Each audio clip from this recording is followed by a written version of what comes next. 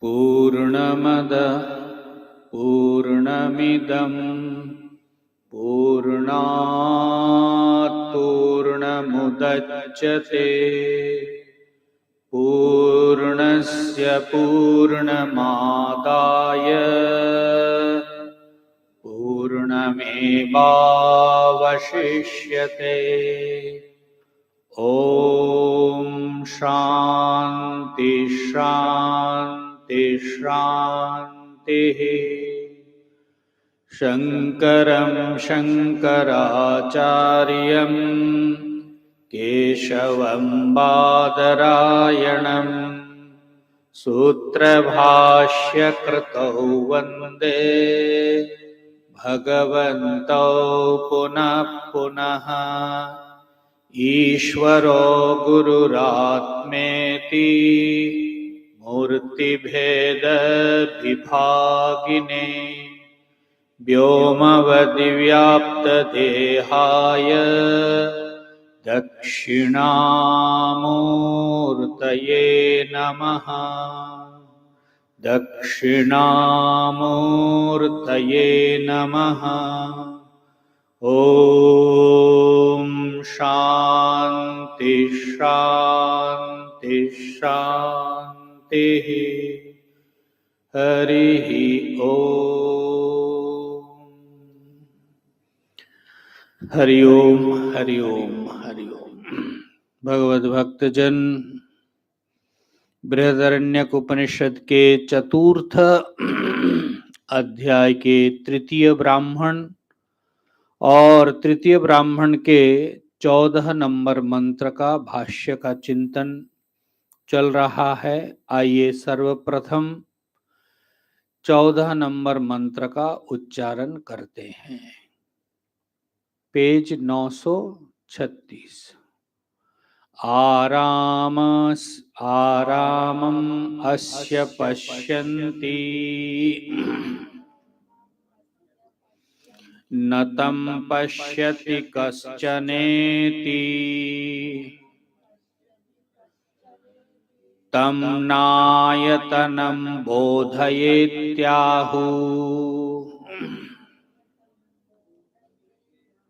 दुर्विषज्यं हास्मै भवति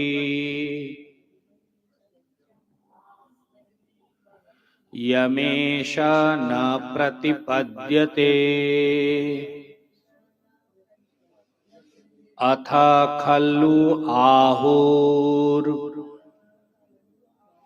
जागरित देश एव अस्यैष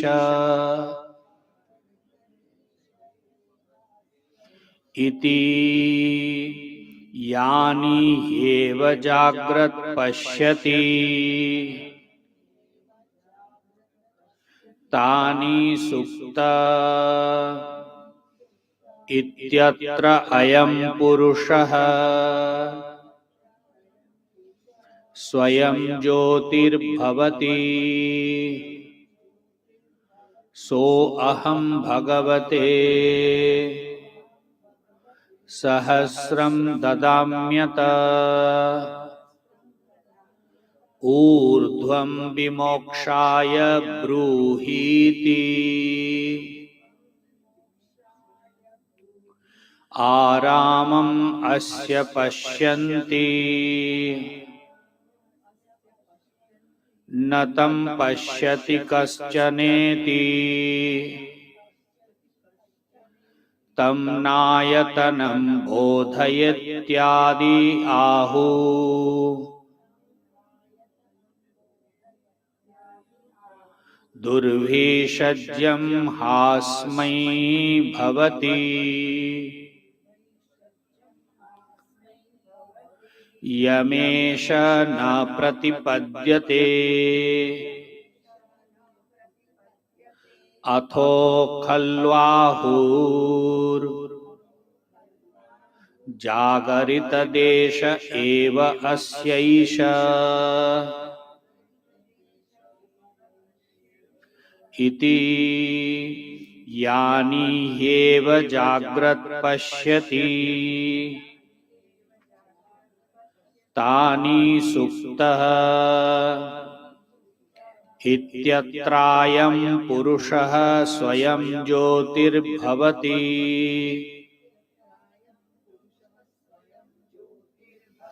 सोऽहं भगवते सहस्रं ददाम्यत ऊर्ध्वं विमोक्षाय ब्रूहीति।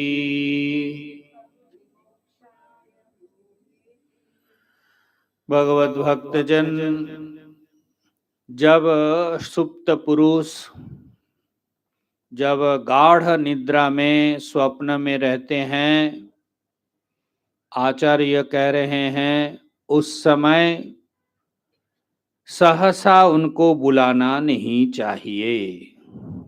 क्यों?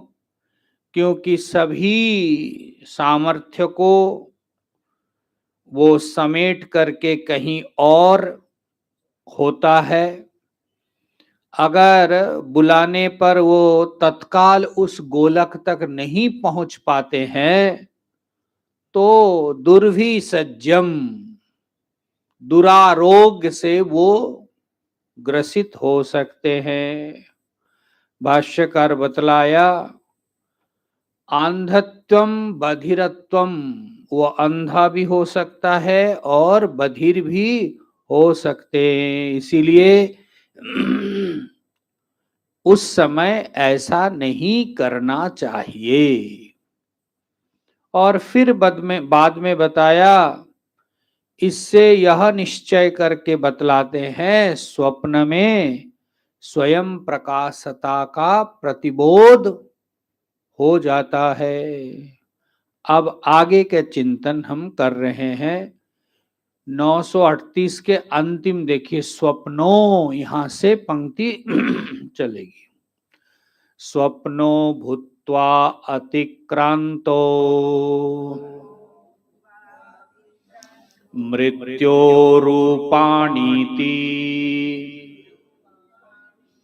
तस्मात् स्वप्ने स्वयं ज्योतिरात्मा अथो अपि खलु अन्या आहु जागरित देश एव अस्यैष यः स्वप्ना न संध्यं स्थानान्तरम् इह लोक परलोकाभ्याम व्यतिरिक्तम किम तर्हि इह लोक एव जागरित देशः। हाँ, प्रश्न यहाँ ही कर रहे हैं, जब वो स्वप्न को प्राप्त करता है, भाष्य अनुसार स्वप्नो भूत्वा, स्वप्न को प्राप्त करके मृत्यु अतिक्रांतो भवति। महाराज वो मृत्यु को अतिक्रमण कर लेते हैं। कैसे मृत्यु को अतिक्रमण कर लेते हैं? कैसे? आप लोगों ने सब सिर हिला दिया, लेकिन स्वप्न को प्राप्त करके वो मृत्यु को अतिक्रमण कर लेते हैं। कहते हैं, इस यहाँ टीकाकार इसमें लिखते हैं कि भाई देह से संबंध रहित होना ही मृत्यु को अतिक्रमण करना। मृत्यु किसकी है महाराज? आपकी मृत्यु होगी, ठीक है ना? अगर मरने वाला आप मान रहे हैं तो शरीर को आप अपना मान रहे हैं। मृत्यु तो महाराज, आप तो महाराज अजर अमर है। तो इसीलिए जब आप स्वप्न में जाते हैं तो शरीर के साथ तादात्म्यता छूट जाती है महाराज। तो ये जो मृत्यु को अतिक्रमण करता, इसका मतलब है, यहां लिखते हैं, मृत्यु संबंध, मृत्यु के साथ संबंध किसका? देह अभिमानी, तो देह अभिमान छूटता है। इसलिए भाष्यकार यहां लिखते हैं स्वप्नो भूत्वा अतिक्रांतो मृत्यु रूपाणी इति। ठीक है, तस्मात् स्वप्ने, इसलिए हमारा स्वप्न में स्वयं ज्योतिरात्मा, वो जो इस समय साफ करके बता रहे, स्वप्न अवस्था में वो जो चैतन्य है, स्वयं प्रकाशमान चैतन्य का बोध आप कर सकते हैं, करते हैं। फिर लिखते हैं, इस पर भी कुछ लोग प्रश्न उठाते हैं, क्या है, अथो अपि खलु अस्याहु अन्य, कोई अन्य विद्वान, देखिए इस पर भी कोई विद्वान होगा तो ही प्रश्न उठा सकते हैं ना, ऐसे तो जानकारी नहीं है वो क्या प्रश्न करेगा। तो कुछ अन्य विद्वानों, वेदांत के विद्वान लोग प्रश्न करते हैं, क्या प्रश्न करते, जागरित देश एव अस्य यह स्वप्न, हमारा स्वप्न जो आप अलग करके बोल रहे हैं ना, ये सब के सब जागरित का ही एक एक स्टेज है, आप अलग करके कोई स्वप्न बोलो नहीं, इसके पीछे हेतु देंगे। तो इसीलिए जागरित देश एवं यह स्वप्न न संध्यम स्थानम, महाराज बीच में क्या, जागरित देश, ही जागृत, ये संस्कार नहीं, संस्कार सब स्वप्न देख रहे हैं, लेकिन वो कह रहे कि वो स्वप्न को अलग न मानो, ये जागृत का ही एक एक्सटेंशन ऐसा मानो। ठीक है ना। अब यहां क्या कह रहे हैं कि बीच पिछले आप लोग पीछे पढ़ के आए ना कि संध्या स्थानम, जहां जा करके ऐसे ऐसे वो तक टुकुर टुकुर इधर उधर देखते कहां जाना है, तो ये जो संध्या स्थानम कहते हैं, न संध्या स्थानांतरम, स्वप्न को आप संधि स्थान भी, तो इसीलिए क्या करे, स्वप्न को जागृत का ही एक्सटेंशन मानो, उसको मध्यवर्ती संधि स्थान ऐसा भी मानने की जरूरत नहीं है। यह लोक परलोकाभ्याम व्यतिरिक्तम, क्योंकि उस समय संध्या स्थान का वर्णन करते समय बताया था, यह लोक और परलोक को वो संध्या स्थान में जाकर के देखते हैं। हाँ, तो इसीलिए यहां ये उसको याद दिला रहे कि संध्या स्थान मतलब क्या, दोनों के संधि, दोनों मतलब जागृत, यह लोक और परलोक, कहते स्वप्न को भी आप संधि स्थान भी नहीं मान सकते, स्वप्न को भी आप जागृत से व्यतिरिक्त तो अन्य स्थान यह भी मानने की जरूरत नहीं है, केचित कोई विद्वान ऐसा आशंका कर रहे हैं। ठीक है, इसका उत्तर देंगे। फिर प्रश्न पूछा, तो फिर किम तरी यह लोक एव जागरित देश, यह लोक मतलब है जागरित देश, ऐसा उसी को ऐसा मानने पर क्या होगा, आगे बता रहे हैं। देखिए, यदि एवं किंच जात शृण्वतो यद भवति तदा जागरित देश एवायं स्वप्न तदा अयमात्मा कार्यकरणेभ्यो न व्यावृतः तैर्मिश्रीभूतः अतो न स्वयं ज्योतिरात्मा इत्यतः। प्रश्न इसी में अटका है कि आप जो स्वयं प्रकाश ज्योति आत्मा को मारे, इसी में प्रश्न है। जागृत से जब आप स्वप्न में जा रहे हैं, स्वप्न में विषय न होने के कारण जागृत के वासनाओं को केवल वो प्रकाशमान चैतन्य प्रकाशित करते हैं, और आपसे यह निश्चय आप बता रहे इससे कि वो चैतन्य जो है स्वयं प्रकाशमान है। अब इसी पर प्रश्न है कि भाई उसको क्यों आप ऐसे स्वयं प्रकाशमान मान रहे हैं। चक्षु को प्रकाशमान मानिए, मन को प्रकाश करने वाला मानिए, ये सब से भिन्न कोई और आत्मा नाम के वो स्वयं प्रकाशमान ऐसा मानने की क्या आवश्यकता है, ठीक है ना। अब इस पर कह रहे हैं, अगर आप ऐसे मान रहे हैं कि स्वप्न जो है जागृत का ही एक्सटेंशन है, तो किम तद एवं, यदि अगर आप ऐसा मान रहे हैं तो इसमें क्या होगा, क्या हुआ, तो उसी को बता रहे, किम जातः शृणुत यद भवति। उसको अगर ऐसा मानते हैं कि स्वप्न को जागृत का ही एक एक्सटेंशन, अलग कुछ नहीं है, तब क्या होगा बता रहे हैं। यदा जागरित देश एवायम स्वप्न, यदि जागृत देश को ही आप स्वप्न मान रहे हैं, तदा अयम आत्मा कार्यकरणेभ्यो न व्यावृत। महाराज कार्यकरण क्या है, इंद्रिय और ये सब जितने इंद्रिय है, कार्यकरण से भिन्न जो वो आत्मा है, अगर जागृत का ही एक्सटेंशन स्वप्न को आप मान रहे हैं, तो ये इंद्रियों का जो कार्यकरण का जो भेद है, वो कैसे आप अलग करके समझाओगे। थोड़ा सूक्ष्म चिंतन करने से क्लियर है, परंतु ये जो बुद्धि में स्थित होने के लिए स्थानुनिखनन न्याय बोलते हैं ना, इसीलिए उसको बारंबार आपको बतला रहे हैं। यदा जागरित देश एवं स्वप्न, यदि जागृत देश का ही एक्सटेंशन स्वप्न को मान, तदा अयम आत्मा, यह जो आत्मा है, कार्य करणेभ्यो न व्यावृत, कार्यकरण से वो भिन्न नहीं होगा। व्यावृत मतलब भिन्न। और क्या होगा फिर, कहते तैर मिश्रीभूत, हमारा दोनों मिला करके एक हो जाएगा।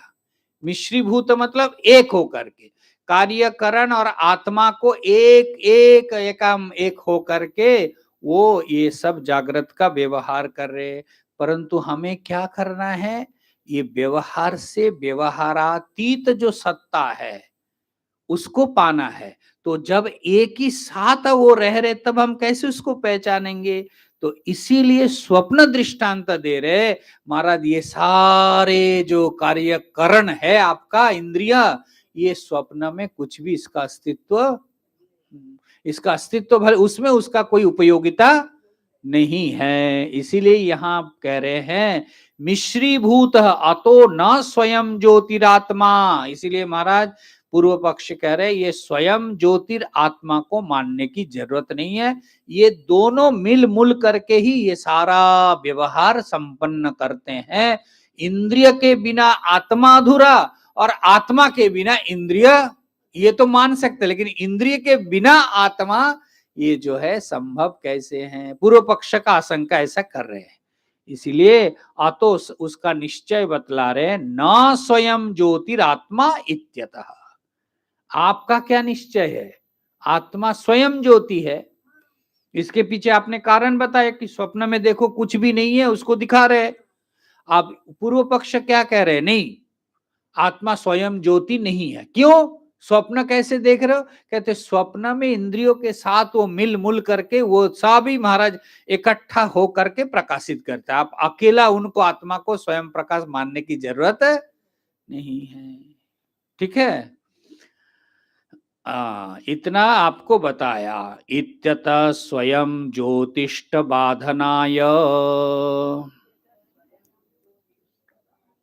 अन्ये आहु। स्वयं ज्योतिष्ट का जब बाध कर देते हैं, इस पर कुछ और विद्वानों का कथन सुना रहे, कह रहे हैं जागरित देश एव अस्यैव इति तत्र च हेतुम आचक्षते। हाँ, ये जो लोग कह रहे हैं कि स्वप्न जो है जागरित देश ही है, उसके पीछे हेतु क्या दे रहे बता रहे। जागरित देशत्वे यानी ही यस्मात् हस्ति आदिनी पदार्थ जातानि जाग्रद जागरित देशे पश्यति लौकिकः तान्येव सुप्तोपि पश्यतीति। देखिए, जो लोग कह रहे कि भिन्न नहीं है जागृत और स्वप्न, उनके पीछे हेतु क्या दे रहे हैं? कहते भाई, जो जागृत में हाथी, जो कुछ भी आप अनुभव करते हैं, यही तो आप स्वप्न में देखते हैं ना। स्वप्न में इससे भिन्न कुछ आप देखते हैं क्या? तो क्यों ना हम स्वप्न को जागृत का ही एक एक्सटेंशन माने, अलग क्यों मानना है? क्योंकि जो जो आपने जागृत में अनुभव किया, वही आप स्वप्न में देखते हो। आप क्यों संस्कार और वो ये सब क्यों आप लंबा प्रोसेस में जा रहे हो? यहां देखते हैं, आंख बंद किया तो वो जो दिख रहे वो स्वप्न है, ठीक है, तो इसी को हम वहां देखते हैं, ठीक है। मानने को दिल मानने को तैयार नहीं हो रहे, सब पक्के वेदांती है आप लोग। लेकिन पूर्व पक्ष को ना सुनना चाहिए। यही तर्क अगर हमारे सामने कोई हो ना, तो हाँ निश्चय। इसीलिए यहां बता रहे हैं, जागृत जो जो जस्मात हस्ति आदिनी पदार्थ जातानी जागृत जागरित देशे पश्यति। जो जो जागृत देश में देखते हैं, तान्येव सुप्तो पश्यति, उसी को महाराज आप स्वप्न में देखते हैं, सो करके। अब उसके ऊपर उत्तर दे रहे, तद असत। भाई तुमने जो कहा ये एकदम असत है, असत्य है। इंद्रियोपरमात् उपरतेषु इंद्रियेषु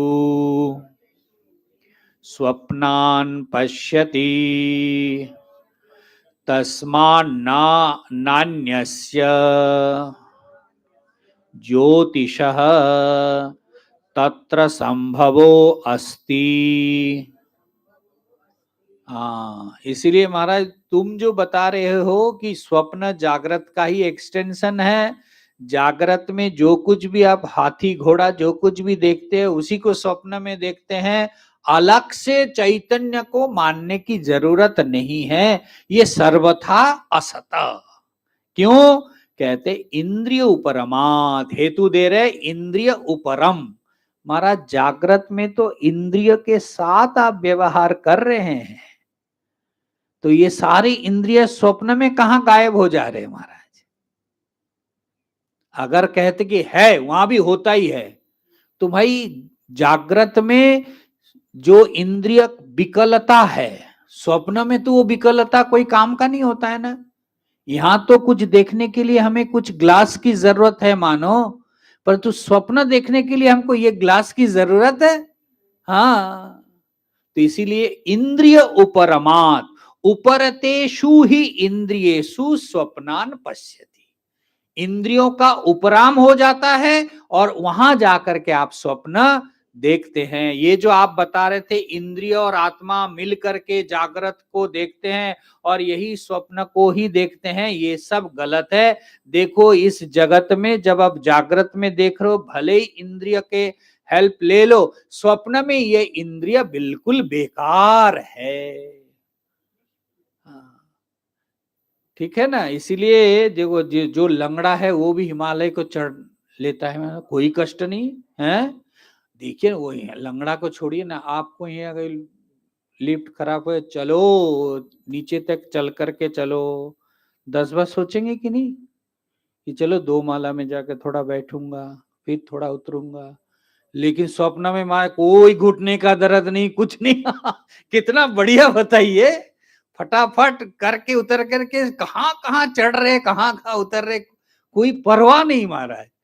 तो भाई यही टांग अगर इसमें जागृत में इतना उपयोगी है, इतना कष्टदायक है, तो ये कष्ट स्वप्न में क्यों नहीं है? इसका मतलब है इंद्रिय की अधिगम वहां नहीं है, ये इंद्रिय की जरूरत वहां नहीं है।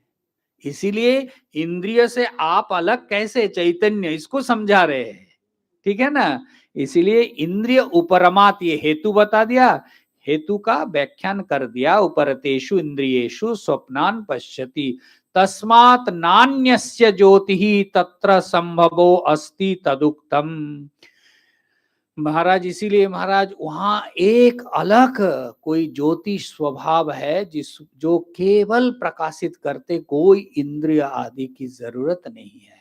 वो पूर्व मंत्र को याद दिला रहे, न तत्र रथा न रथ योगा इत्यादि। महाराज रथ भी नहीं है, रथ योग अश्वादि भी नहीं है, न पथा सृजते, वहां सब कुछ वो सर्जन कर लेते हैं।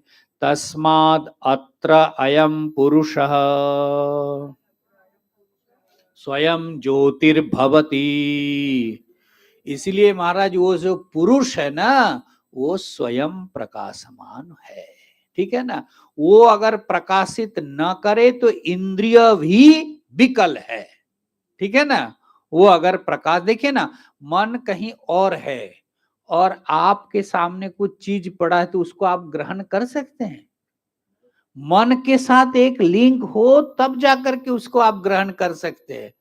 तो ये जो मन है, मन को भी कोई प्रकाशित करने वाला है, वहां तक आत्मा मन संयोग, मन इंद्रिय संयोग, तस फिर इंद्रिय और विषय के साथ संयोग हो तब जाकर के आपको वो बोध।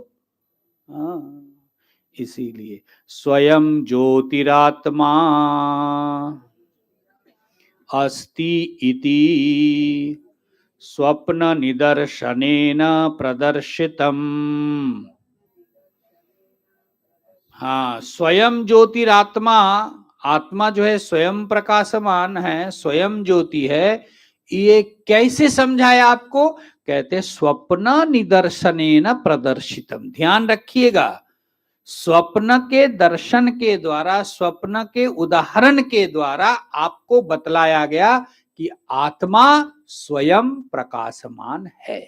और कोई, महाराज जागृत में आप वो स्वयं प्रकाश को देखते हैं, परंतु एकदम अलग करके उसको पहचानना बड़ा मुश्किल हो जाए।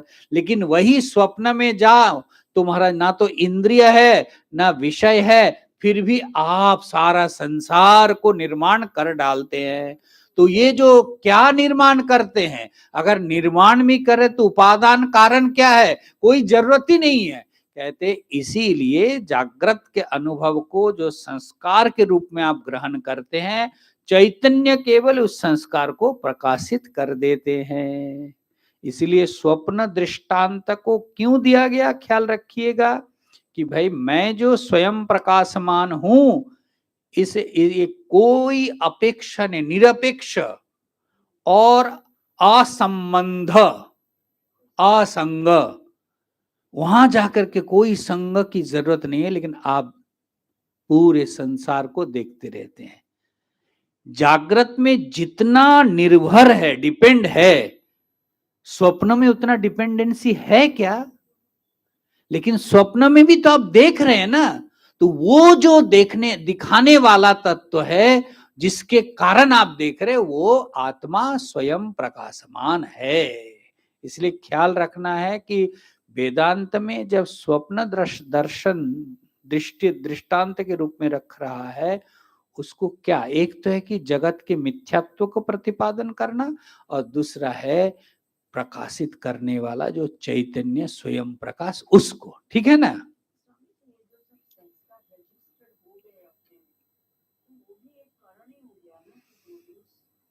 तो वो कहाँ है, आप दिखाइए। रजिस्टर हो गए, वो रजिस्ट्री कहाँ है? कोई आप फिजिकल मान रहे हैं क्या? कहाँ है वो?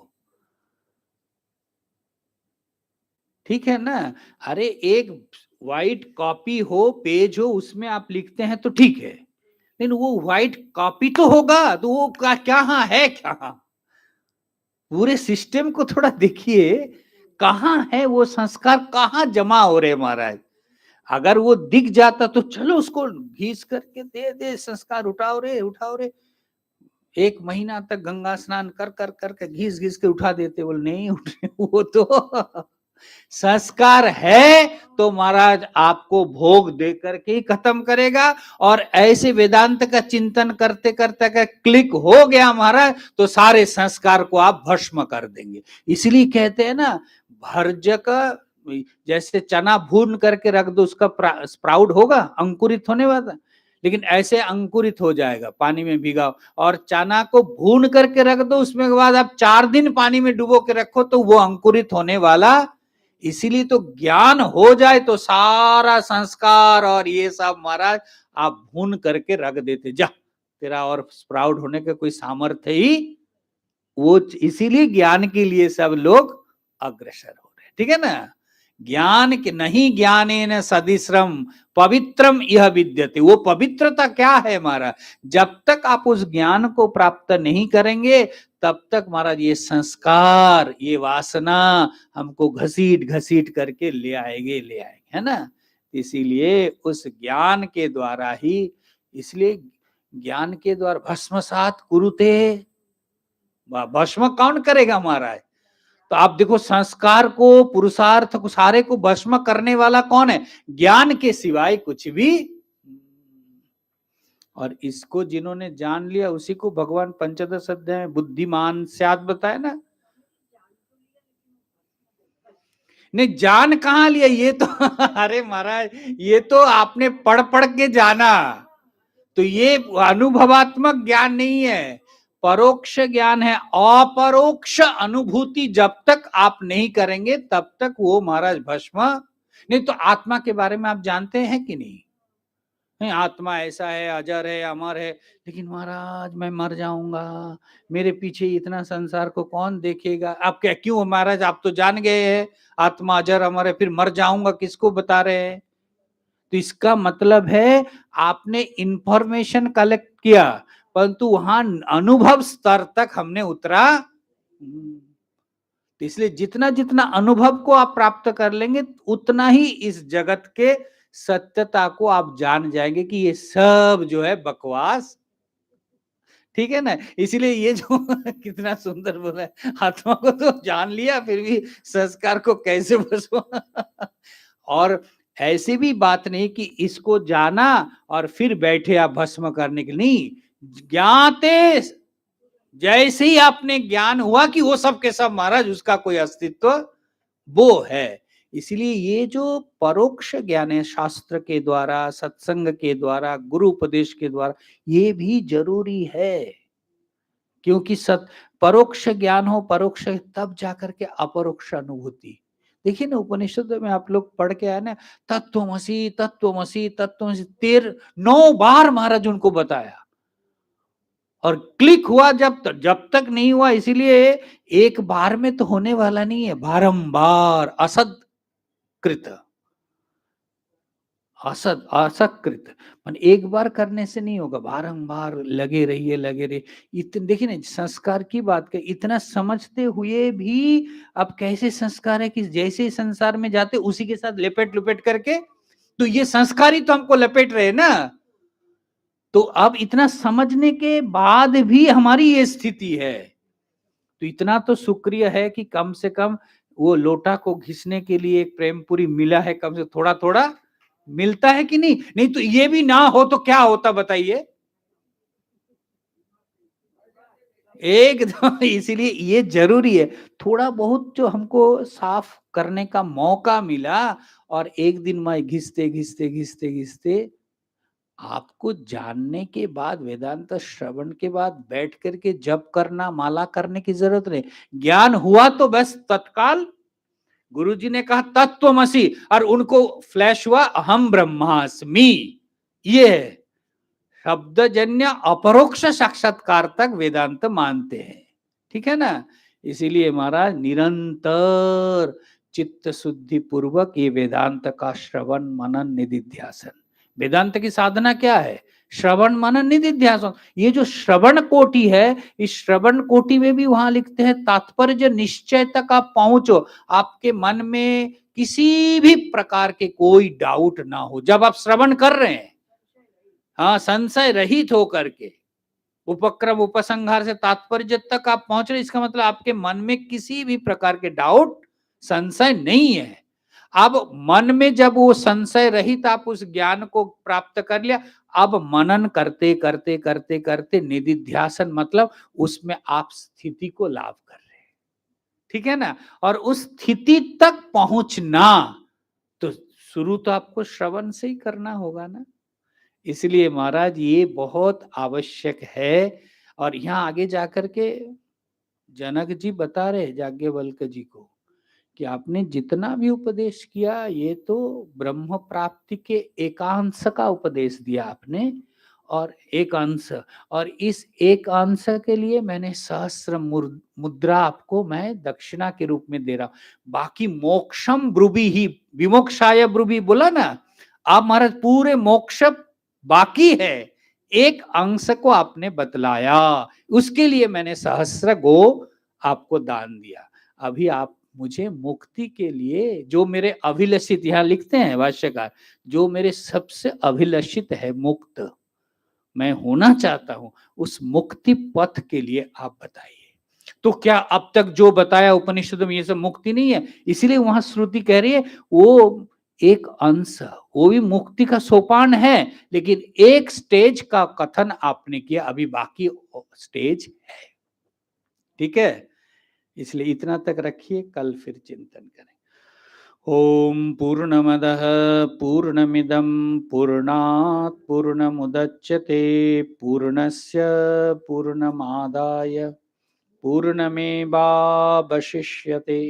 ओम शांति शांति शांति। शंकरं शंकराचार्यं केशवं बादरायणं सूत्रभाष्यकृतौ वन्दे भगवन्तौ पुनः पुनः। ईश्वरो गुरुरात्मेति मूर्तिभेदविभागिने व्योमवद्व्याप्तदेहाय दक्षिणामूर्तये नमः। ओम शांति शांति शांति।